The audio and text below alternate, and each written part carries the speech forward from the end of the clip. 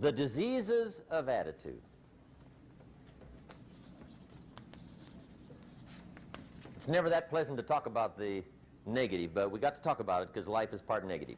These attitude diseases are like weeds that grow in the garden. It's a normal part of life. Here's a good phrase to note. Negative is normal.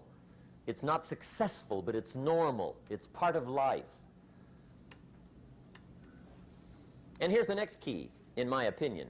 You must learn to handle the negative. Don't ignore it. Handle it. Now, I know some people teach the other way. And listen to them, and listen to me, and then make up your own mind. Right? Don't be a follower. Be a student. But I say you got to handle the negative. You don't have to live in it. You don't have to dwell on it. But you do have to handle it, my opinion. I know some people teach, just turn your head real quick and say, there's no weeds, there's no weeds, there's no weeds. They'll take your garden.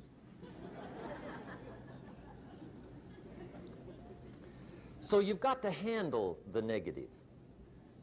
Here's what part of it is. It's called the Great War Between Good and Evil. Mr. Reynolds and I are working on a new book this year called The Great War Between Good and Evil. And there is a war on. The minute you were born, you got involved in the war between good and evil, between darkness and light, between negative and positive, between evil and good, between tyranny and democracy, between weeds and human activity. I mean, the war is on. If democracy sleeps, guess who never sleeps? Tyranny. In the absence of light, guess what's automatic? Darkness. If good does not arouse itself and become active, guess what moves in? Evil. It's a war. A mental war, a physical war, a financial war, between enterprise and ease, between accomplishment and failure. It's a war. That's why there's an Old Testament phrase that gives the best advice for human activity when it says, 6 days labor, 1 day rest. Now, I'm sure we've taken that to mean, don't work all 7 days, take one off. Here's what it also means, only take one off. Or you're liable to lose the war. Now, we've got it down to 5 and 2, and maybe that's not too dangerous. I don't know. If God would have thought of 5 and 2, he might have made it 5 and 2. I don't know. You can't think of everything. But here's what it does mean. Enterprise is better than ease. If you rest too long, the jungle overtakes the village. Now, here's the good news about the war between good and evil. Evil is no match for good, but good must be active. Weeds are no match for human activity, but if you stand still, how far in will they come? All the way. They'll grow right up around your shoes. But if you get busy, how far back can you take them? As far as you wish. They're no match, but you must be active. That's why the 6 and 1. Make sure you're not losing the war by taking off too much. Guess what the average years are after retirement? 6. 6. Which means don't retire. Your chances are too slim. Okay. The war between good and evil, the weeds.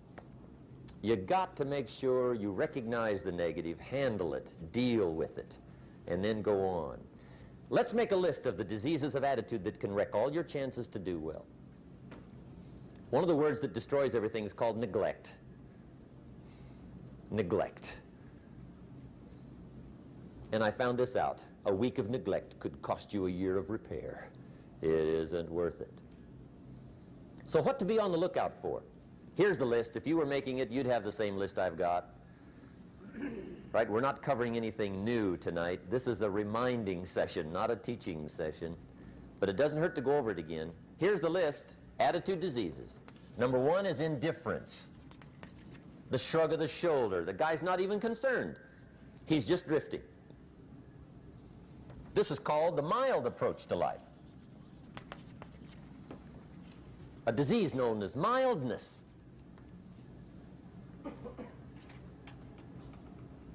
The guy says, well, I can't see getting all that worked up.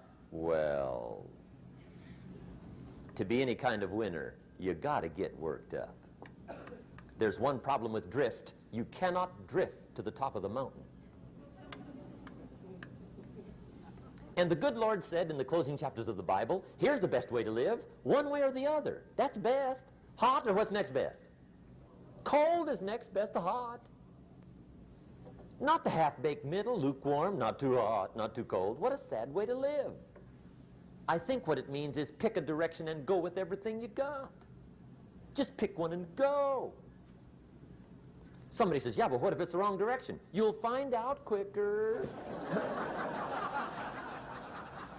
It won't take you 25 years to wake up and say, oh no, I've been walking the wrong road. I told my staff the other day, next best to prosperity is adversity. If one doesn't get you, pray for the other. We all do better from one of two reasons, inspiration or desperation. And I don't wish anything bad on you tonight, but if you're not inspired, I hope a wagon comes down your rut. Whatever it takes to get you to try harder, read more, set your goals, and go for it. Somebody asked me one time, what quality would I pick if I wanted to work with somebody? And you know what I picked first? Number one, strong feeling. Please, number one, give me somebody that feels strong. About most anything, I don't even care. Just so they believe it. Even if they disagree with me. Wonderful. Just so they disagree vigorously. I'm not saying it's easy to win those kind of people to your point of view, but I'd rather do that than to try to resurrect people from the dead. Pump them up every month, pump them up, pump them up. I pass.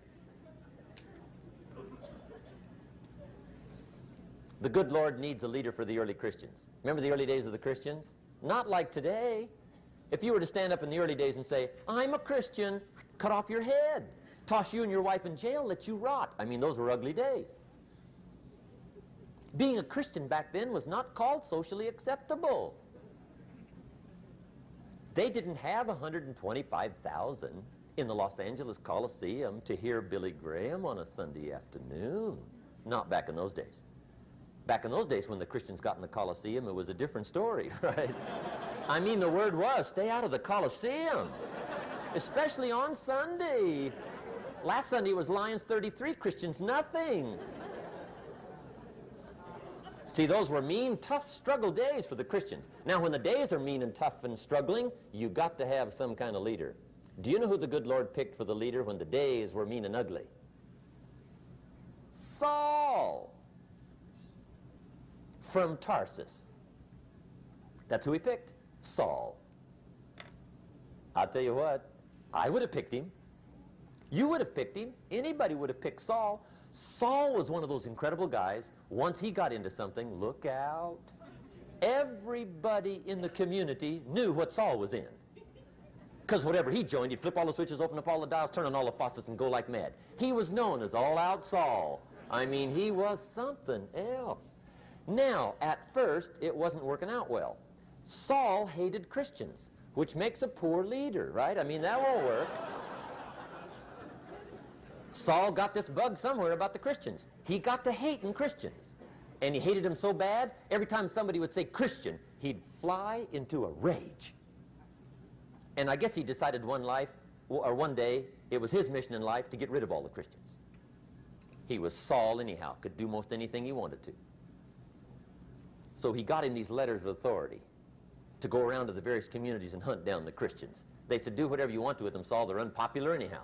Drag them in the streets, whip them, stone them, torture them, kill them. You mention the name Saul from Tarsus to the early Christians. I'll tell you what they would do.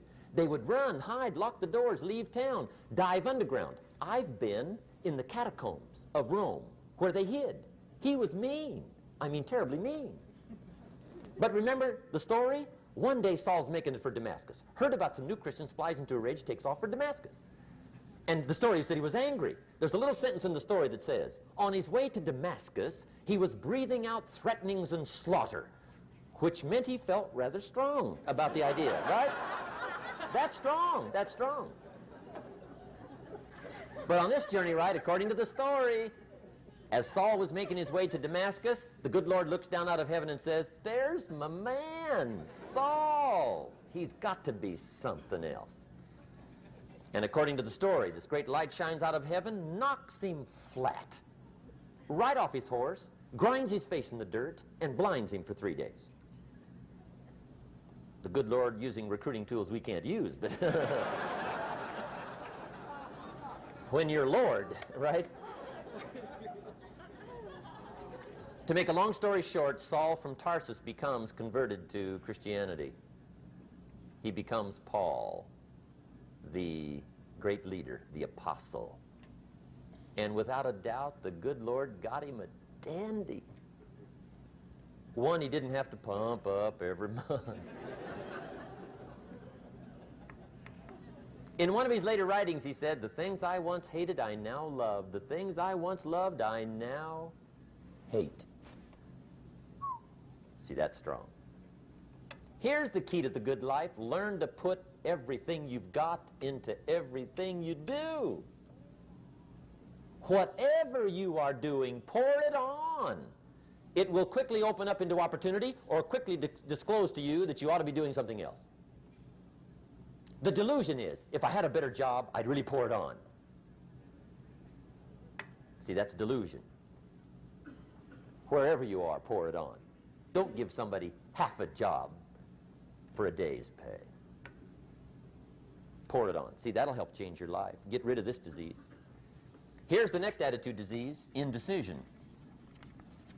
Mental paralysis.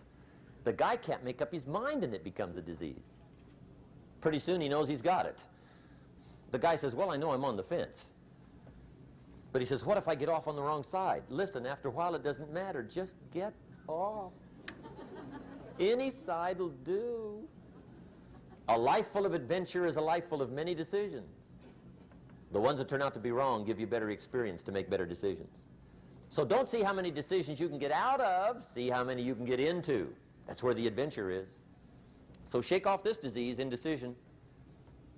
The next one is doubt. Doubt's like a plague. And one of the worst is self-doubt. There are many, but that's one of the worst. The guy doubts himself. Doubts if it'll last that long for him. Doubts if he can do that well. Doubts if he can make that much. Doubts if he can accomplish all that. A chronic, excellent self-doubter.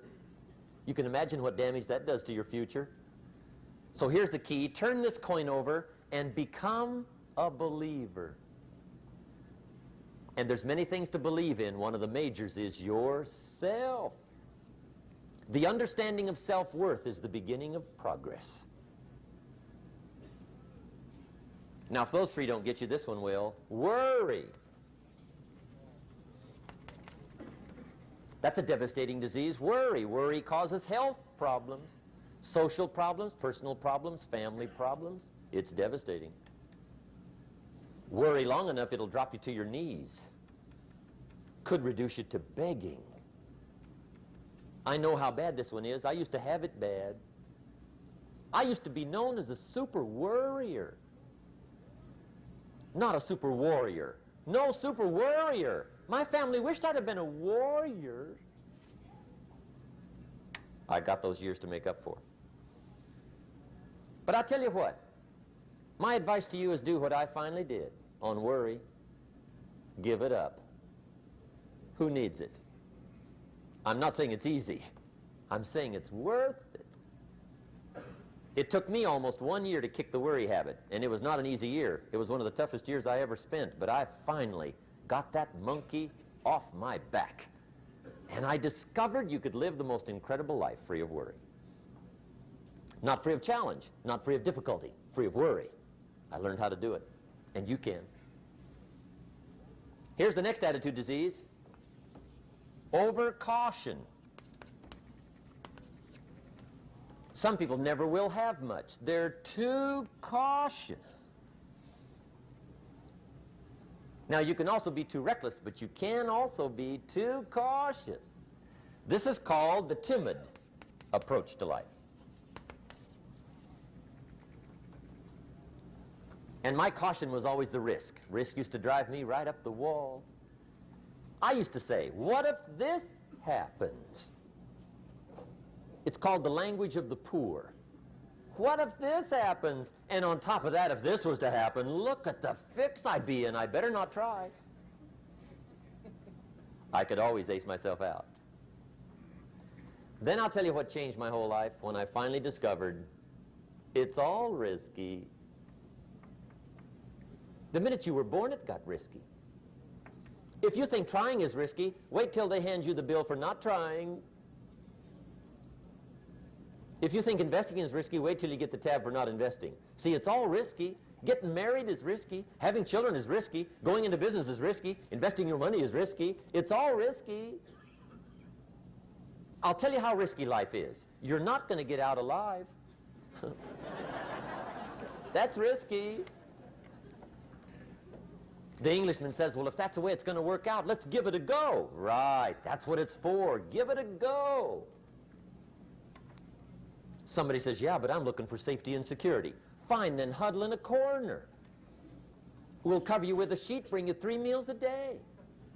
And we'll protect you, feed you, look after you, care for you. We won't let anything happen to you, and you'll probably live to be 100. The guy said, well, yeah, I'd live to be 100. But what a way to live. Right. What a way to live, safe and secure. Don't ask for security. Ask for adventure. Better to live 30 years full of adventure than 100 years safe in the corner. And see, it's not important how long you live. What's important is how you live. Here's the next attitude disease. We're almost through with this motley list. In fact, we're almost through. Hang on. The next one is pessimism. Pessimism, the deadly disease of always looking on the bad side, the problem side, the difficult side, checking all the reasons why it can't be done. The poor pessimist leads an ugly life. He doesn't try to figure out what's right. He tries to figure out what's wrong. He doesn't look for virtue. He looks for faults. And when he finds them, he's delighted. How ugly. This is the poor guy who looks through the window, doesn't see the sunset. He sees the specks on the window.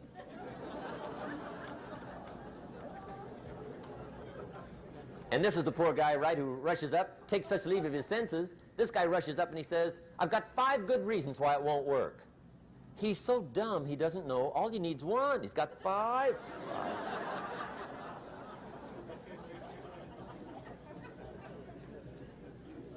To the pessimist, the glass is always half empty. To the optimist, the glass is half full. Why would the same measure affect people 2 different ways? Answer, it all depends on how you look at it. Our lives are mostly affected by the way we think things are, not the way they are. The way we think they are affects us most. There's a subject we don't have time to get into tonight called better thinking habits. One of the major things Shove taught me when I met him, he said, poor thinking habits keeps most people poor. Not poor working habits. Most people work hard, but they don't think hard. And Shove taught me that the mind is like a factory, a mental factory. And whatever you think about all day long pours ingredients into this mental factory. And that's what builds the economic, social, financial fabric of your life.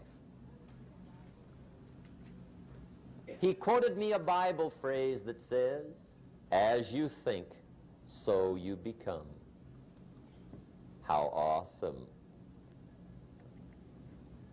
When he talked about poor thinking habits, he had me. I used to start the day reading the morning newspaper.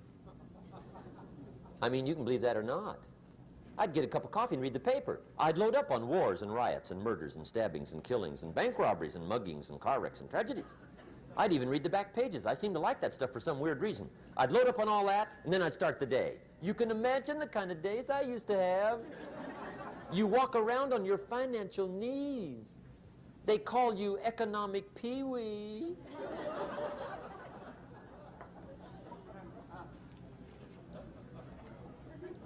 The guy says, I want to be a great leader.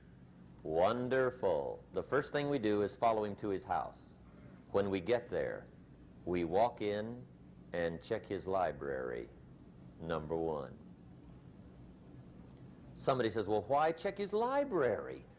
The reason is because what a man reads pours massive ingredients into his mental factory, and the fabric of his life is built from those ingredients. You would not believe what some people have got in their house to read. You would not believe. One of the best dressed up words I know for a lot of it is trash. Can you imagine dumping a barrel of trash into this mental factory every day and coming out with a rich, dynamic, positive life? It can't be done. You might as well try making a cake with cement. The kids back in Danbury, Connecticut, high school, they're asking me questions one day. I'm talking to the kids. Kids got good questions these days. One of them said to me, Mr. Rohn, how do you build the good life? I said, it's simple. It's not easy, but it's simple. Here's how you build anything. Select the right ingredients, keep out the wrong ingredients, and it starts with thought. Everything starts with thought. So you must be wise and careful what you think about, because that starts everything. You got to be wise and careful. I asked the kids, what would happen if somebody dropped sugar in my coffee? They said, well, you'd be okay. I said, what if somebody dropped strychnine in my coffee? They said, well, you'd be dead. I said, correct. Lesson one, life is both sugar and strychnine. You gotta be careful. I said, what if my worst enemy drops in the sugar? They said, will you be okay? I said, what if my best friend, even by accident, drops in the strychnine? They said, well, you'd be dead. I said, correct. Lesson two, watch your coffee.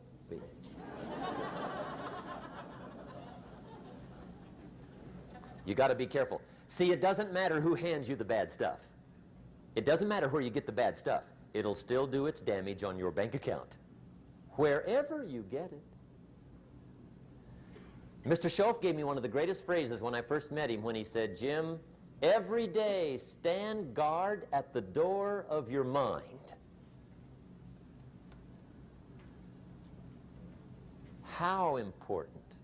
Stand guard at the door of your mind. And you decide what goes into your mental factory. Don't let anybody just dump anything they want to in your mental factory, because you've got to live with the results.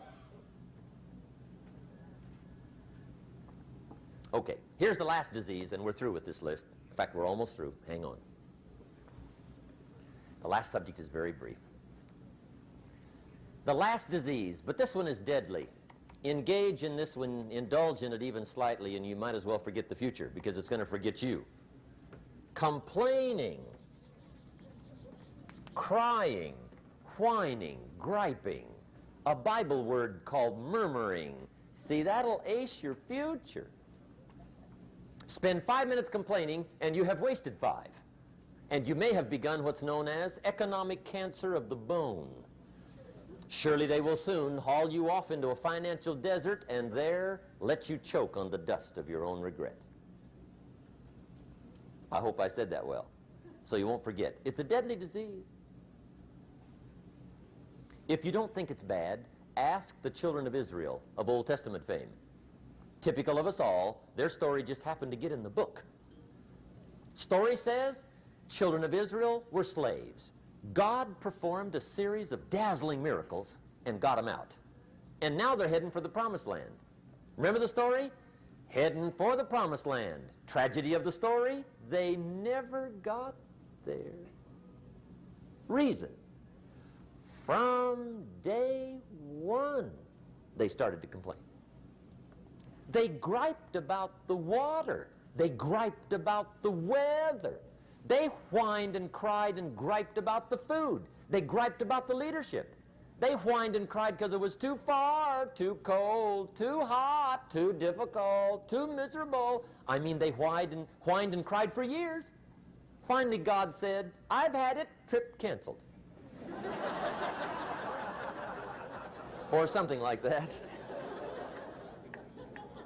The story says they died in the desert, never got to the promised land. Which I think means two things. Indulge in this long enough, you get your future canceled. And I guess it also means even God himself can only take so much.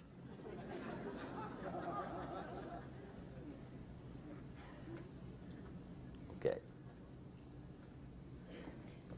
Just be on the lookout of the things that can destroy all the good you start. The war is on.